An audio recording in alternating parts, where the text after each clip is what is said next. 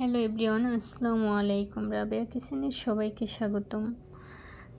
চলে আসলাম আপনাদের জন্য একটি মালয়েশিয়ান সামুদ্রিক মাছের রেসিপি নিয়ে। মাছটার নাম সঠিক জানি না, তবে পোয়া মাছের মতো লাগছিল।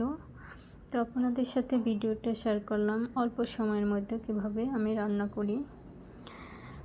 তো প্রথমে একটি প্যানে তেল দিয়ে দিচ্ছি, তারপরে লবণ দিয়ে দিচ্ছি পরিমাণ অনুযায়ী, দিয়ে দিচ্ছি আদা রসুন পেস্ট, এখন দিয়ে দিচ্ছি পেঁয়াজ পেস্ট পরিমাণ অনুযায়ী, এখন দিয়ে দিচ্ছি হলুদ গুঁড়ো, দিয়ে দিচ্ছি লাল মরিচের গুঁড়ো, এখন দিয়ে দিচ্ছি জিরের গুঁড়ো,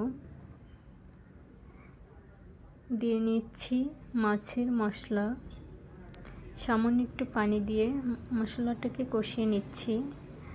এখন মাছ দিয়ে দেব, সামান্য একটু কুসুম কুসুম গরম পানি দিয়ে ঝোলের পরিমাণ অনুযায়ী মাখা মাখা ঝোল রাখবো, সেজন্য এটা যার যার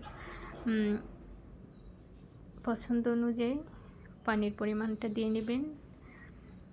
তো আমি অল্প সময়ের মধ্যে কিভাবে মাছটা ভুনা করে নিলাম সেটাই আপনাদের সাথে শেয়ার করলাম, অতিরিক্ত মশলার ঝামেলা ছাড়া। তো এখন আমি কয়েক টুকরা কাঁচামরিচ ফালি দিয়ে দিচ্ছি। কাঁচামরিচ এটা অপশনাল, কিন্তু আমার কাছে কাঁচামরিচটা দিলে টেস্টটা অন্যরকম লাগে। তো ভিডিওটি আপনাদের সাথে শেয়ার করলাম, এভাবে করে দেখতে পারেন। আমার ভিডিওটি ভালো লাগলে একটি লাইক দেবেন, কমেন্ট করবেন, আমার ইউটিউব চ্যানেলটিকে সাবস্ক্রাইব করে আমার পাশে থাকবেন। সবাইকে ধন্যবাদ। আল্লাহ হাফেজ।